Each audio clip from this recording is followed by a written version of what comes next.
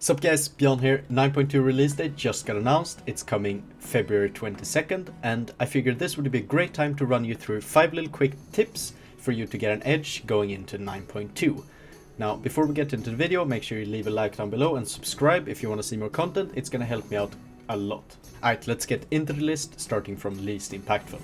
First of all, going into 9.2, you would definitely want to get a handle on your economy. Legendaries are going to be expensive as all hell in 9.2 and you'll need some cash, especially now with boosting banned, right? Well, lucky for you, I made a little list here of what things to hold on to and what things to sell off as quickly as possible. So, first of all, we have augment runes, and in 9.2 there's actually a permanent augment rune coming from the Enlightened reputation. This means that you would definitely want to sell off all of your augment runes before that. That said, augment rune prices are obviously going to skyrocket whenever the raid releases, mainly Mythic difficulty. This is going to depend a little bit on what server you're on, etc. But I would still definitely recommend hold on to your augment runes whenever raid releases, but then get rid of them ASAP before we get the permanent augment rune. Moving on to trade goods, there's no new flower in 9.2, so I just hold flowers as usual, wait for the raid to come out and then earn some money there. Otherwise, sell them off ASAP when the patch launches. When it comes to the crafting materials for the legendaries, there are actually new crafting materials in 9.2. So there's a new ore, there's new skins, there's new cloth. This would maybe make you think that you would want to sell off all of your old stuff right now. The thing is, you still actually need the old resources for the legendaries in 9.2 because of how the legendary crafting system works. You'll still need a 235 base piece as a crafter, and then you'll add on to that the 9.2 legendary empowerment item, which is crafted from the new 9.2 materials. This means that even far into the 9.2 patch, when people are crafting their 291 Legos, their double secondary covenant legendaries, etc., you will still actually need all of those 9.1 or 9.0 crafting resources. This means that I will personally hold on to my Elithium ore, for example, for when the patch launches, for when people are crafting legendaries, etc. The same, however, is not really true for Torghast crystals. Remember how I said that that base item is 235 item level? That is the 9.0 legendary item, right, that they're using, which means that crafters don't actually need Torghast crystals to craft the new 9.2 legendaries. This means that Torghast crystals might very well dip. There is obviously a small chance that whenever 9.2 launches with a new player influx, with people crafting a new 262 legendaries maybe, that Torghast crystals might see a little bit of a spike going into 9.2. Personally though, I would still get rid of them pretty much ASAP or on the first week of 9.2. The second tip is a pretty obvious one, but it's very important, guys. You should farm Renown with your 9.2 covenants. Now, you maybe don't really need to get it all the way up to Renown 80, we'll talk about that soon, but you will definitely want to farm with a few different covenants. First of all, your Biz covenant might change going in straight just to 9.2 without any board power, but more likely your Biz covenant will actually change whenever you get your tier set or your covenant legendary. Especially. You will also most likely have one Biz Covenant for Raid, one Biz Covenant for Mythic Plus, one Biz Covenant for PvP, so just having them farmed up to a decent level going into 9.2 is going to be really crucial.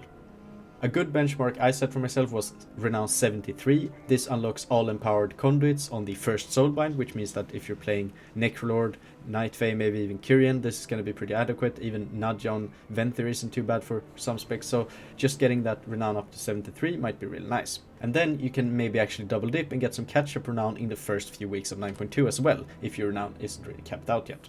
In terms of how to do it, there's 3 main ways I would say. You could do callings and weeklies, just do it over time, it's pretty decent. You could grind some content, do like PvP brawls or dungeons or whatever. It isn't really that great, I would say, in terms of efficiency, but you can do it obviously if you have the time. The best way I found was just to farm Torghast, because you get 1 renown per clear up to like renown 69 or whatever, and it's also very quick. You can just speed through all the floors in like 5 minutes. You can do like layer 8, layer 9 clears if you aren't that well geared. Even if you are well geared, it's gonna go a lot quicker if you do low layers.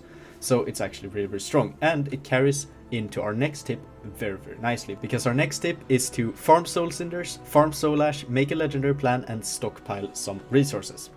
Now, how much currency you'll need going into 9.2 is gonna depend a lot on you, but just as I talked about with covenants, it's very likely that your second legendary, that your tier set, is shifting your biz legendary as well, which means that you will definitely want some stockpiled Soul Cinders and Soul Ash, not just for that, but also for a few different reasons. First of all, you might have different legendaries depending on your covenants, depending on your situations, but more importantly, legendaries are gonna interfere quite a lot with our power progression in 9.2, because remember, we also get tier sets. This means that you don't really want to craft your legendary in a tier slot if you can avoid it. A good example would be my Survival Hunter. Currently, my Bis Lego is in the legs or the belt slot. This means that if I craft it in legs, it overrides tier, and if I craft it in the belt slot, it actually overrides the legendary belt that I will get on week 5. And I don't really have a good option here on my Survival Hunter, so what I'm gonna do is I'm gonna stockpile a bunch of Soul Cinders and Soul Ash, and I'm just gonna hold my horses and see if I drop a tier set, I'm just gonna recraft my Lego in the belt slot immediately, right? Otherwise I'm gonna keep it in legs, which is what I would advise you guys to do as well. If you just have the Soul Cinders and Soul Ash stockpiled up, then you can just craft whatever Legos you want whenever you need them. Pretty handy. Now also remember that you will unlock that memory at Revered Reputation with the Enlightened, and that allows your Covenant Legendary to be crafted in any slot. So whenever you unlock that and you start crafting more legendaries, you might run into some Soul Cinders and Soul Ash problems. So there's another really good reason for you to have some stockpiled up. Moving into tip 4, and this is the one tip that will actually net you a power advantage going straight into the first day of 9.2, and although it is a little bit min-maxy, I think it's actually quite a good tip. Remember how dome sockets are gonna disappear in 9.2, they won't be working anymore?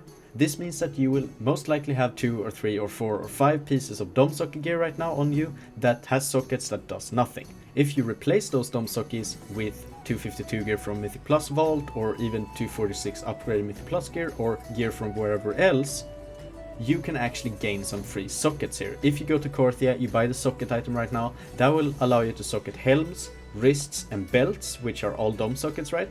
So you will actually lose 3 obsolete dome sockets and you'll gain 3 valuable stat sockets for a total of about 50 secondary stat. You can also obviously upgrade item level with this strategy if you have a bad dome socket base on you right now. For example, on my Warlock, I had my wrists still at 239 item level, and with this tip I can replace those with 252 wrists, as well as getting an extra socket on top of them, which is really nice going into 9.2. If you have any excess research, I would definitely suggest you go and spend that right now. And the 5th and final tip, the tip that's gonna net you the most power in 9.2 straight up, is to get a raiding guild. And I know this might be a little bit disappointing, but let me explain. Tier gear is fucking huge in 9.2. It's gonna be anywhere from like 10 to 20, 25% of your DPS in single target, and even more in AoE if your tier set is good. This means that you'll definitely want to have it, and you will want to have it as soon as humanly possible. Let's see where we can get the tier gear from in 9.2. We have the Great Vault, right? Once per week. We have the Creation Catalyst, but Blizzard recently clarified that this only unlocks 8 weeks into the patch, so 2 months in.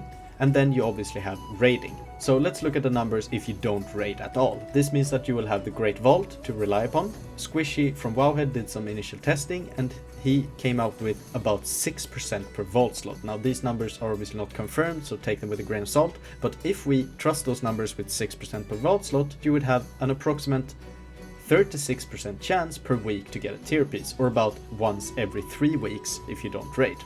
If you do raid, however, the chance goes up to 54%, but you also get all of the loot from normal, heroic, you can do the first bosses on mythic, you can do raid finder, whatever that unlocks, right? So if you're raiding, you're gonna see a whole lot of more tier gear. With only the Great Vault, it would take you an average of 12 weeks with the current numbers to get a 4-piece. Now, obviously the Creation Catalyst unlocks 8 weeks in, so by that time you would probably have your 4-piece. So let's say week 9 maybe if you don't raid, but it's still a massive gap compared to if you do raid. If you do raid, I think it's pretty likely that you'll see a 4-piece in about 3 weeks if you're doing all the content, right? So 3 weeks or 9 weeks, it's a pretty stark difference, and I think that shows that if you want to be competitive in the first few months of 9.2 at least, then you definitely would want to start raiding. You can obviously pug, but I would say a better way is to just get a raiding guild, show up to the first few normal raids, the first few heroic raids, and see what's up. If the guild is shit and they can't clear anything, then hey, you just pug the bosses anyway on your off days. So I would definitely recommend you guys to look into getting a raiding guild in 9.2.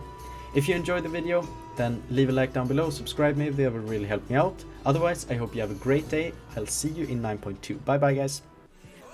Huh? Oh, you're still here. Well, I'm sorry. I think you should probably go and check out a video maybe over here or somewhere here. You can even subscribe down here. That would be really, really nice. I would highly appreciate that. I'm gonna go snort some more lines. See ya.